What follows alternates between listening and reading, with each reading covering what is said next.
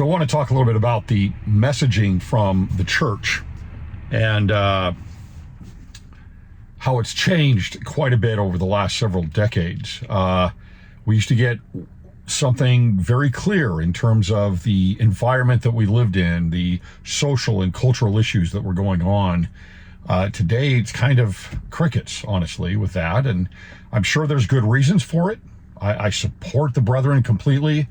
But I want to talk about it a little bit because it can be very confusing to members of the church. And I know that because I get so much feedback from those members about this messaging that has changed so much over the last decades. Now, this episode is brought to you by Scripture Notes. Love Scripture Notes. I use it all the time, use it every day practically.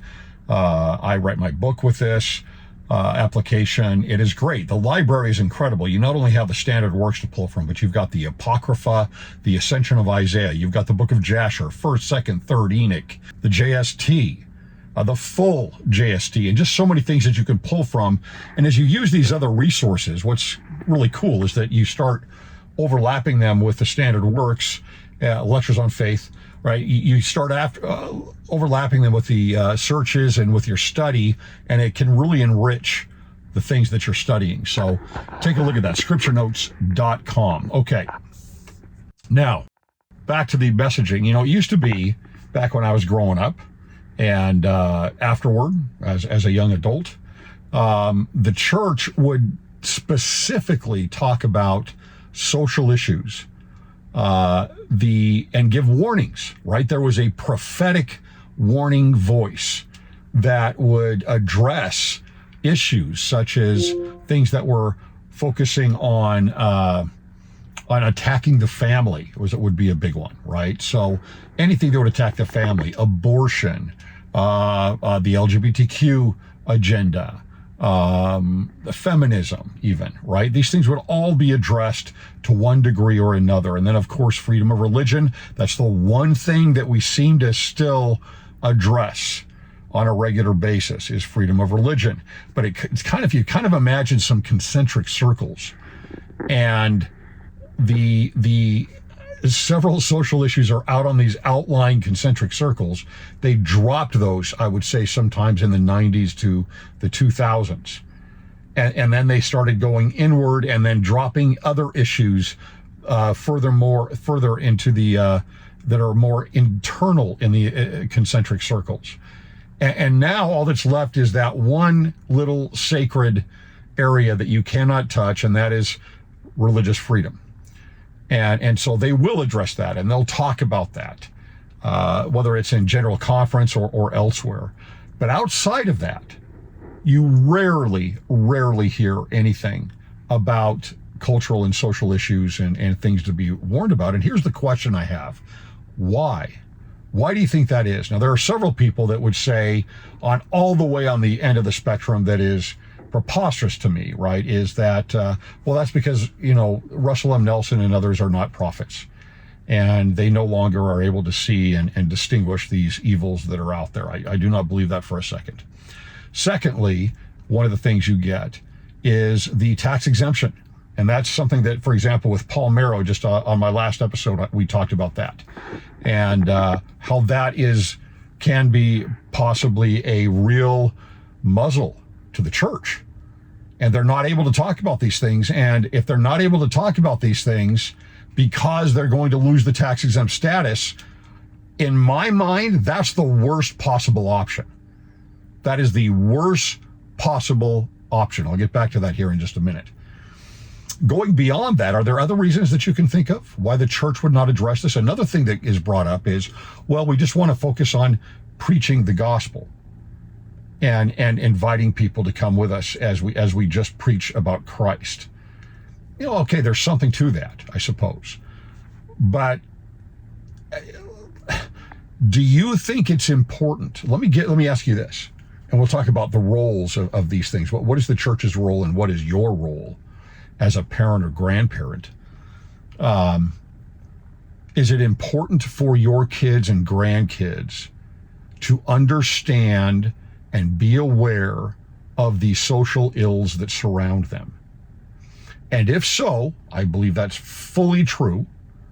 And if so, is it your responsibility to do that? The answer, of course, that's a rhetorical question. The answer is yes. So then the next question is that the responsibility of the church? Or do they, another thing that I've thought about is that they're simply giving all of the responsibility over to the family, and that they want none of that responsibility anymore. I find that a little odd. It may be that is their strategy. I don't fully understand that. They've never talked about that being the case. They have talked about things like come follow me and centering your home on Christ and on the gospel, but they sure are kind of veiling that change if that's the case, if that's what they're trying to do. They're not coming out directly and telling us that, and that is an odd thing. And again, it used to be, I've said this before, it used to be back in the day, they would always communicate to the members what was going on, why they're changing these things, why they're talking about these things this way. They don't do that anymore, which just seems very odd to me, which unfortunately puts me more and more into that camp of thinking, well, it's the tax-exempt status that they're worried about. Because the problem with not addressing these issues, or at a minimum, if they're not going to address the issues, the social ills of the day, then you need to tell the members why. Why are you not addressing these things anymore? Because otherwise, members are like, what is going on?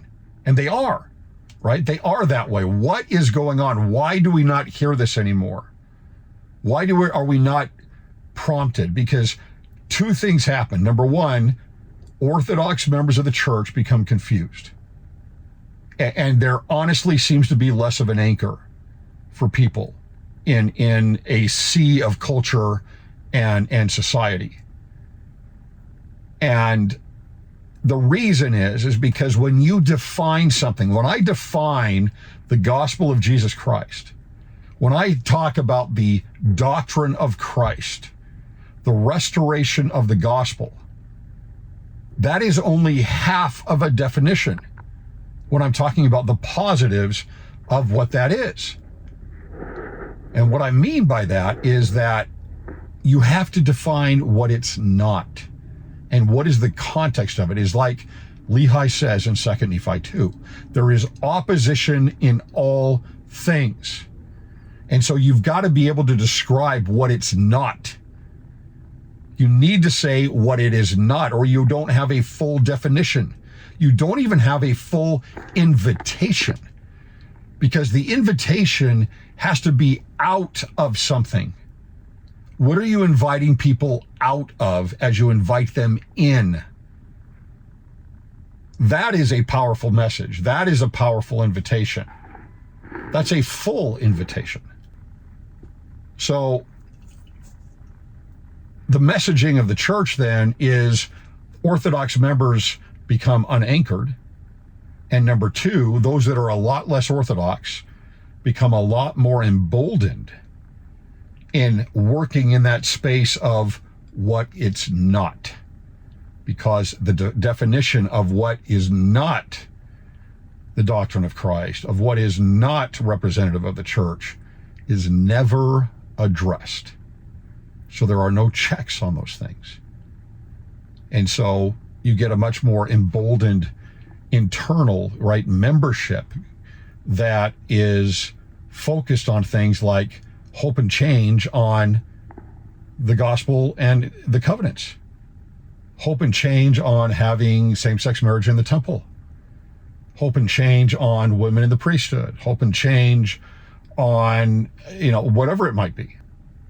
And that seems like a problem to me. Now, I am not criticizing at all. I am not making any criticisms.